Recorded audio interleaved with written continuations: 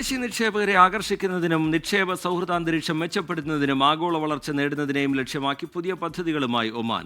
Golden residency commercial registration ട്രാൻസ്ഫറുകൾക്ക് digital സേവനം തുടങ്ങിയ സംരംഭങ്ങളാണ് ഒമാൻ വാണിജ്യ വ്യവസായ നിക്ഷേപ പ്രോത്സാഹന മന്ത്രാലയം പുതുതായി പ്രഖ്യാപിച്ചിരിക്കുന്നത്. ഒമാനെ ആഗോള നിക്ഷേപ ഹബ്ബായി രൂപപ്പെടുത്താനുള്ള ശ്രമങ്ങളുടെ ഭാഗമായാണ് ഗോൾഡൻ റെസിഡൻസി പദ്ധതി അവതരിപ്പിച്ചിരിക്കുന്നത്. സലാലയിലെ സുൽത്താൻ ഖാബൂസ് യുവജന സാംസ്കാരിക വിനോദ കേന്ദ്രത്തിൽ നടന്ന സുസ്ഥിര ബിസിനസ് പരിസ്ഥിതി ഫോറത്തിന്റെ ഭാഗമായി നടന്ന പരിപാടിയിലായിരുന്നു പദ്ധതി പ്രഖ്യാപനം നടന്നത്.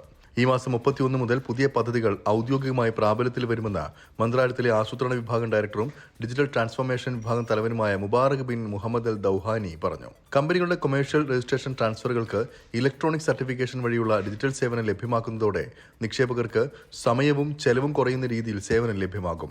ബിസിനസ് ഇടപാടുകളുടെ ഡിജിറ്റൽ പരിവർത്തനം വേഗത്തിലാക്കുന്നതിലും സംവിധാനം സഹായകരമാകും. ഒമാന്റെ സമ്പദ് വ്യവസ്ഥയെ വൈവിധ്യവൽക്കരിക്കുന്നതിനും ദേശീയ തലത്തിൽ ശക്തമായ ബിസിനസ് ഘടന പുനർനിർമ്മിക്കുവാനായി മന്ത്രാലയം പ്രവർത്തിക്കും. സുസ്ഥിര ബിസിനസ് പരിസ്ഥിതി ഫോറത്തിന്റെ ഭാഗമായി Sultan Qaboos university, German university of technology, Oman energy association, Beena professional service തുടങ്ങിയ സ്ഥാപനങ്ങളുമായി സഹകരണ കരാറുകളും ഒപ്പുവച്ചിട്ടുണ്ട്. നിർമ്മാണ മേഖലയിലെ വികസനമാണ് ഇതിന്റെ പ്രധാന ലക്ഷ്യമെന്ന് അധികൃതർ അറിയിച്ചു. 24 ഒമാൻ.